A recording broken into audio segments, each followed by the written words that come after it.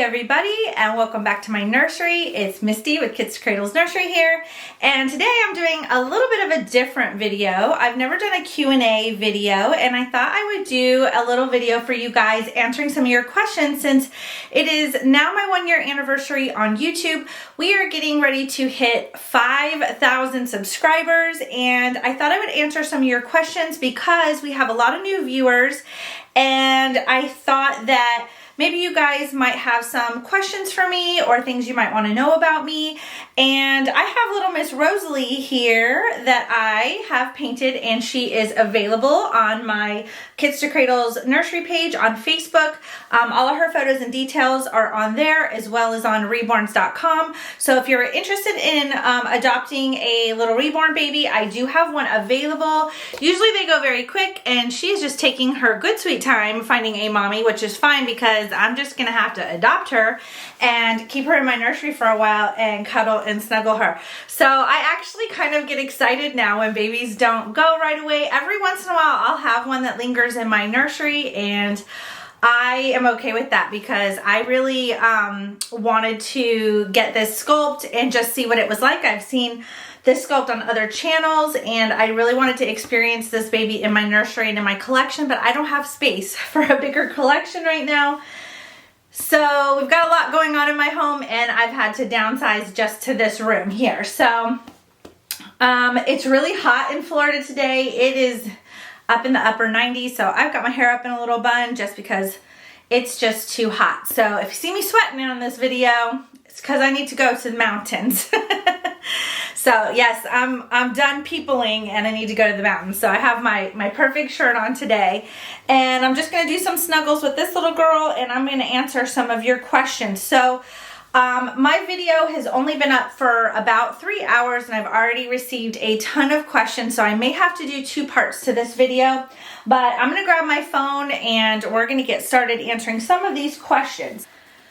So one of the first questions I got was, where do I get my kits from? So I'm a reborn artist, and I have a table here with probably about 8 kits, but I have many kits stored in my closet. So I now primarily get all of my kits from McPherson's Arts and Crafts. I do get some of my supplies from various other places online, Irresistibles, Dolls by Sandy. There's several places that I use as backup if I need to get supplies. If somebody's out of specific kits or supplies that I need, I use several different vendors that do doll supplies and reborning supplies. So primarily, I order all my kits from McPherson's Arts and Crafts. They are located in Canada, and I do large orders of about $1,000 or more. So as long as your order is over $100, it's free shipping to the US. So that's who I use. So somebody wanted to know, baby Rylan, what kit he is. He is the Tabia Sculpt by Laura Lee Eagles. I get a lot of questions about Rylan, and he's one of my favorites. I also made Rylan. Half of my collection is by other artists, and half of my collection is done by myself. I think when I was a beginning artist, I didn't like keeping my work in my collection. I loved collecting from other artists just because that's how I started, was as a collector. So for the longest time, I just wanted to collect stuff from other artists, but as I grew as an artist and started to fall in love with some of my work and not want to sell them and wanted to keep them, part of my collection became my own. I really struggled getting pieces of work from other artists. Sometimes when I receive babies, they're not done properly, and I have to fix them. I have to varnish them or take them apart and take their whatever materials might be found inside out of them, because I've found all kinds of really horrible things, shockingly, from really great artists. Just shocking. But I have had to redo them. So I've started keeping my own artwork just because I know that it's done properly and it's varnished a couple of times and it's going to last a long time. So I have been keeping my work not only because I've been falling in love with it, which makes me really happy because that means I'm doing much better as an artist if I want to keep my own work. If I fall in love with my own work and my own style of doing things, which I knew was probably going to happen, because when you start to become an artist, you pick out the things on your current dolls in your collection that you like. Like, I like a lot of mottling on my babies. I like a lot of veining, but I like it very light. I don't want it really dark. I want to see some veins, but I don't want a ton of blue veins all over the Reborn doll. So I do like a lot of veining, a lot of detail. I like to see the blushing on the hands and the feet and the cheeks. There's just certain things that I love about some of my dolls, and they don't have all of those features. So when I'm making dolls, I put all of those features on there. I want a lot of details. I want a lot of creasing. I want a lot of blushing. I want a lot of veining and mottling, but not to the point where it's too dark. I want it to look natural, but I still want to see that. I want to see those details. A lot of times my babies are done very lightly by other artists. Like, you can barely see the mottling, or you can barely see the veins, or hardly any veins at all. One thing that I do struggle with, that people ask me all the time, is there something I struggle with as an artist? Every artist has something that they struggle with. And mine is probably hair and eyebrows. I've had to work really hard over the last couple years on that. It's not that I struggle, it's just, it's something I'm working on perfecting and getting better and better at, which leads me to another question that somebody asked, is if I'm gonna start rooting hair. I already root hair on babies. I've always rooted hair. It was actually something I did before I started painting hair. When I was a collector, I thought it was really important as an artist to learn how to root eyelashes and root hair. So I started rooting hair first, but it's very time consuming and not worth the money. I really like working with good mohair, and it's a good $100 to $200, just depending on the size of the baby's head.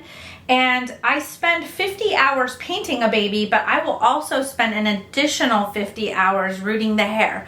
So it takes me twice as long to complete a baby. And if one of my dolls normally goes for $500, the cost of the hair has already put that baby up to another $200 to $300 if you want to include my time, which just isn't worth it, because it takes twice as long to do when I could be creating 2 different babies and selling both those babies for $500 each. I'm gonna get $1,000 out of it. Whereas when I root a baby, all that time, you know, I might get $700, or I can ask for that. That puts the cost of that baby up to $700, but nobody ever wants to pay that. Every time I've ever rooted a doll and sold it, it's still sold for like $500, the same as a painted baby's hair. So I feel like I lose like $200 plus $100 or more, you know, hundreds of dollars in time that I could be just doing another baby. So not only that, but it hurts. It hurts your neck, it hurts your eyes, it hurts your hands, it hurts your back to lean over and use a needle to implant one hair at a time. It is hard on my body.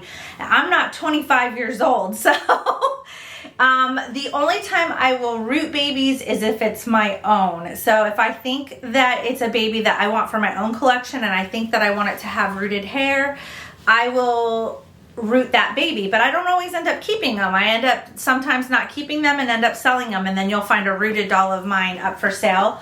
Or if the baby's been in my collection for a while and I'm wanting to make space for another baby or bring another baby home, a dream baby, you'll see that baby up for adoption. So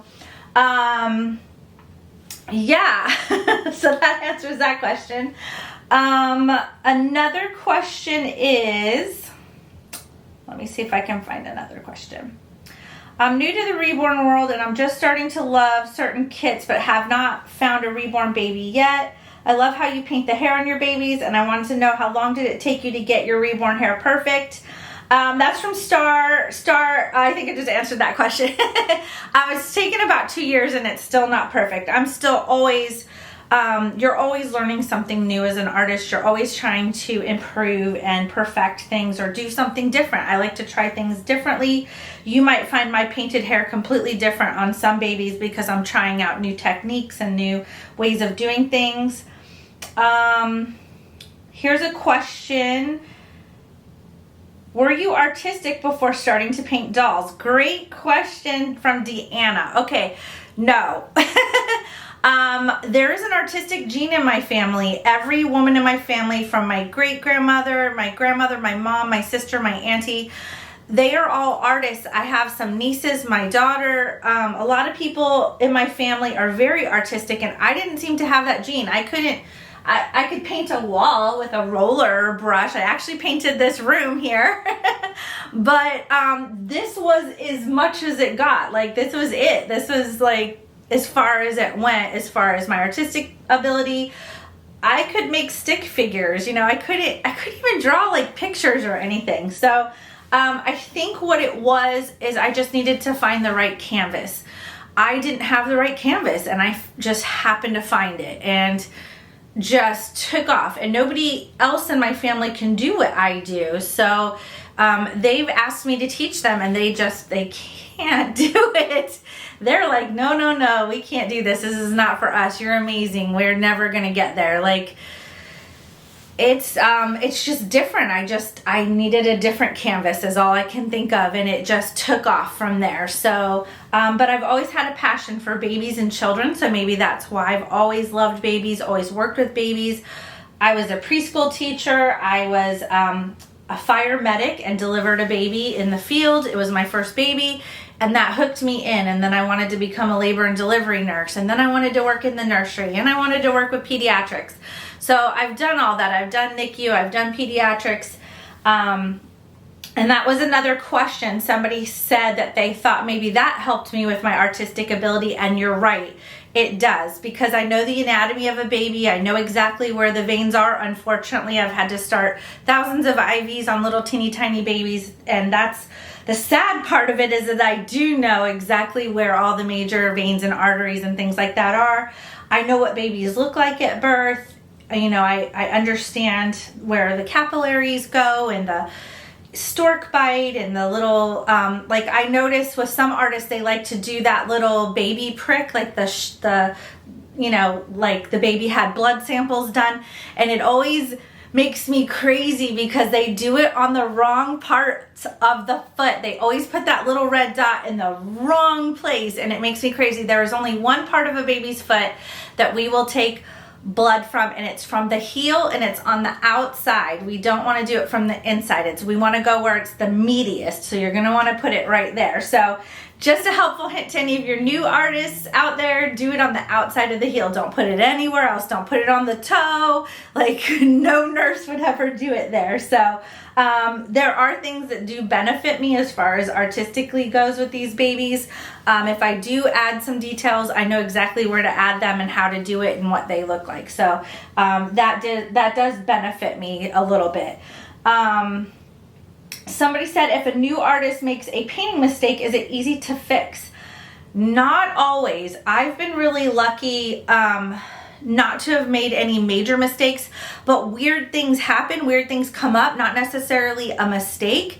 It might be something like one time I use Genesis heat set paint, so I have to bake the paint to make it permanent. And I had two babies, and I had their heads. I was painting hair on them, and I was in the very last stages of painting these babies, and while they were baking, one of the babies kind of fell over, and the brown hair hit the cheek of another baby, and I didn't notice it until my oven chimed, and I opened it up and saw that one baby was leaning over, like the head had flipped over to one side while baking. And when I pulled the two babies apart, there was a big brown streak, and unfortunately it was permanent because of the heat had set it in like that. So I've had a lot of weird stuff like that happen, and I've just had to try to figure it out on my own. I've had to try to figure out how to fix it or compensate, and so that's a long story. It's just trial and error, and you can go to some Reborn Rooms, like online, like chat rooms and stuff. They have them on Facebook for new artists. One of them that a friend and I started when we first started, we had a Facebook page called The Stork's Nest, like the stork that brings, delivers the babies. It was called The Stork's Nest, and we helped each other. We were all newer artists, and we had some more advanced ones eventually join it, and they would help us and help other people.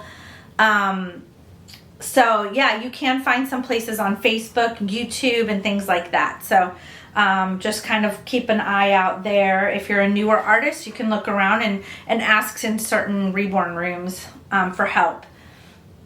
Is it easier to make one baby doll at a time? In the beginning, yes. I started with just one baby and then worked my way up to 2 and 3 and 4 and just kept adding babies to the table as I went.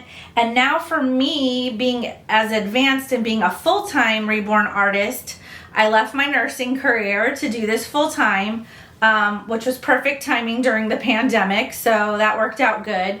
I happened to just leave my job. I gave notice in December or early January of 2020, and so my last day, I believe, was mid-January. I gave 2 weeks notice.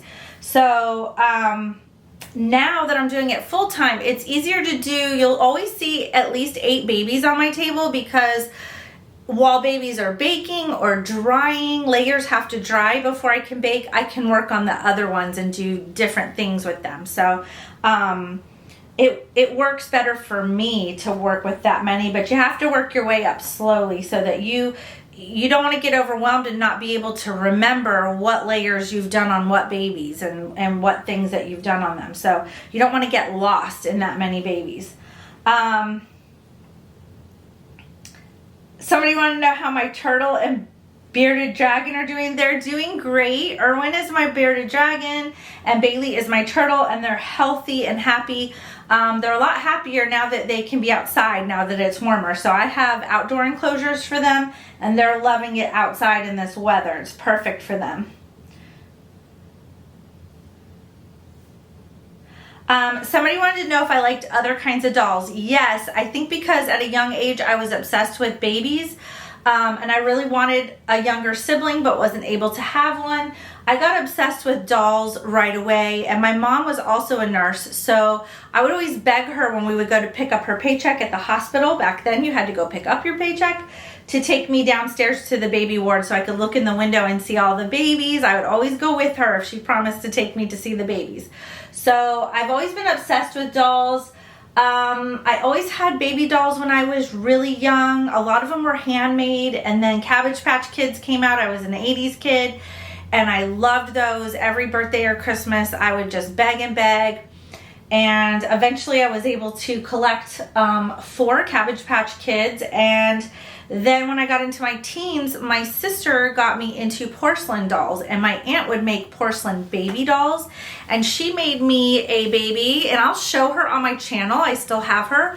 My auntie knew I loved babies, and she made me a baby this size, a sleeping baby.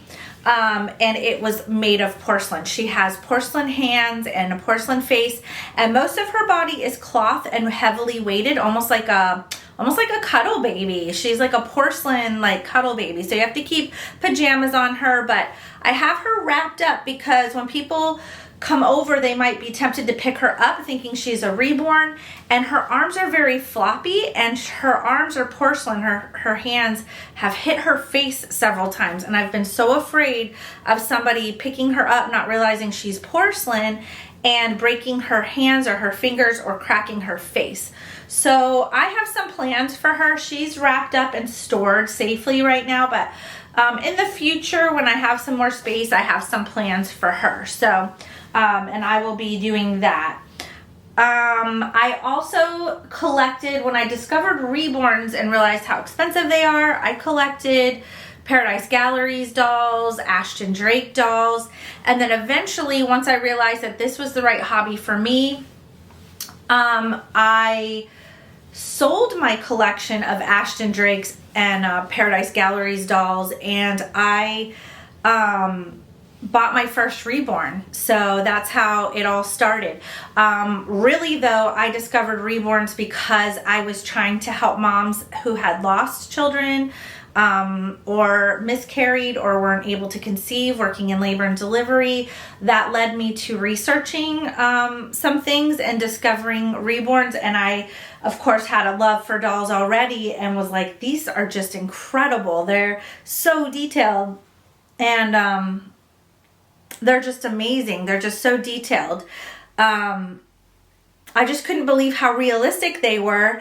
And then when I got my first Reborn, I knew I wanted to be an artist. I absolutely knew I wanted to be an artist. I couldn't believe the details, and I couldn't help thinking, how did they do this? How did this person get this baby to look so realistic? How do they do it? And that just became a question for me over and over and over again. And I just kept watching videos and how-to videos. I started watching how-to videos on YouTube, and that's what got me started. My husband really, my collection was growing. I think I was up to like 5 or 7 babies. And he was like, this is really expensive. We have to stop, or you have to figure out some way to support this. And I thought, I wish I could make babies and sell them so that I could grow my collection. And he was like, okay, let's do this. Let me build out, some tables for you and some shelves. And he helped me build out this room. This room was originally my nursery for my babies. It was just a nursery. And my husband helped put in tables and shelves. He does woodworking. That became his new hobby. And he helped me build out my studio. So I started doing this to help grow my collection, and I was selling my work, and it was selling, and I was using it to buy my camera and my photography items and my crib and just different things that I was able to purchase that I wasn't able to purchase before.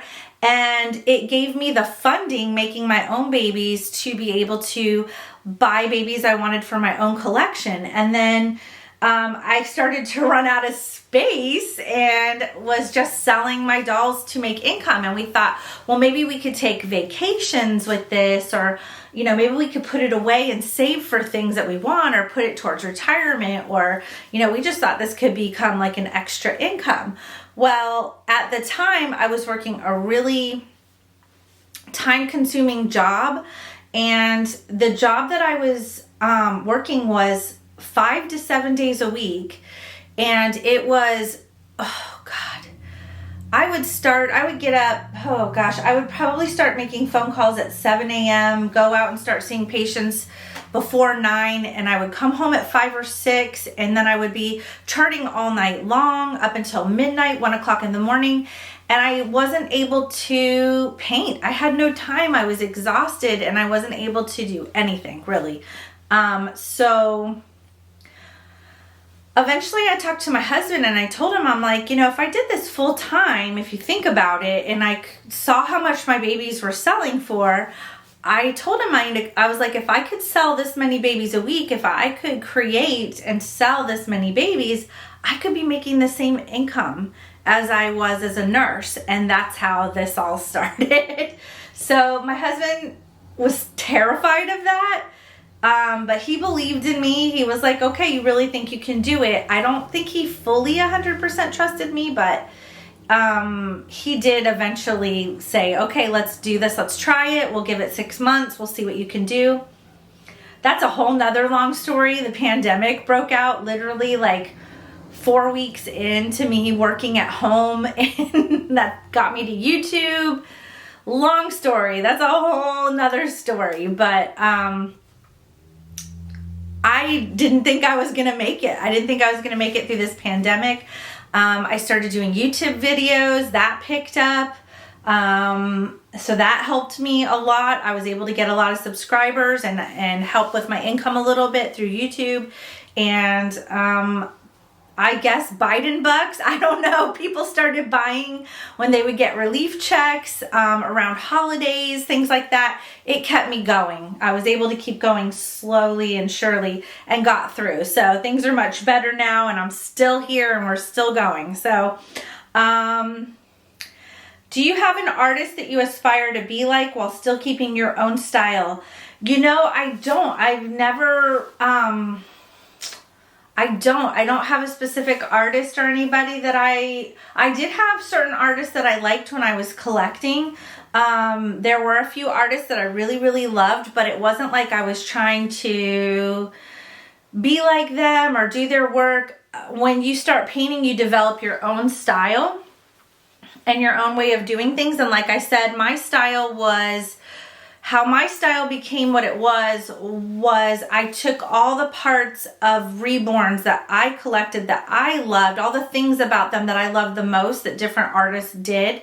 I would have to say my style is a combination of many artists. Like I would look at one doll and say, I really love how this artist did the veining, or I really love how this artist did the hair, or I really love how this artist did the eyes, or the blushing, or the mottling, and you know, things like that. So I tried to incorporate all the things that I loved about Reborns, what my favorite parts of certain Reborns were, and I would incorporate all those favorite things into one doll. And I think that's why I've fallen in love with my own art, which is risky, because then I want to keep all of the babies because they have all the features that I love. All my favorite features are in the dolls that I make. So it's hard not to fall in love with them, which is really bad if this is a business and not a hobby, because you just want to keep them all. I just want to keep them all. And especially the longer that a baby's in my nursery, like this one,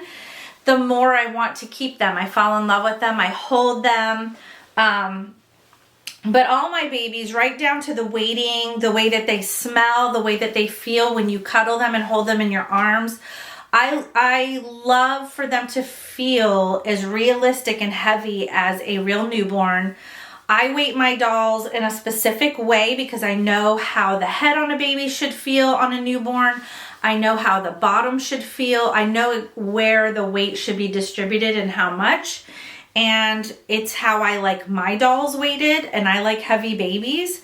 Sometimes people will ask me to, they'll see that maybe my dolls are like 5 pounds or 6 pounds, and they'll be like, can you weight that baby to 10 pounds or 8 pounds? You can't do it. You can't do it. You just can't. They're newborn sized, and if you overweight them, they're just going to be stiff and hard like rocks. They're not going to feel good. I weight my babies a certain way, and it's part of the art to me. The way that they're weighted has everything to do with that doll as painting it does. So if it's not weighted correctly, if it doesn't feel realistic, that person is probably not going to bond with that baby. It's going to be too heavy and cumbersome to hold. It's going to be stiff. It's not going to be, you know, you want your babies very floppy. You want to be able to pose them. You want their arms to move. And if you overstuff them or overweight them, they're just not going to feel correct, or be, you know, you're not going to be able to do the things with them that you should be able to do. So, I don't re-weight babies. If somebody wants me to add weight, the only time I did is somebody ordered a larger baby, like a 3-month Joseph awake, and that baby is huge. And this sweet lady, I think I made that baby 10 pounds because that baby was a huge baby, and it was able to take on that weight and should have that weight. It would feel realistic. And I had a customer who purchased the baby who had arthritis, and she loved that sculpt, but she was worried that it was going to be too heavy for her arthritis and asked me to take a few pounds out for her, and I did. That's a different story, so I will do that. So I get a lot of questions about ethnic dolls, and I do have an ethnic baby in my collection now, and there was a reason why I got Baby Hope.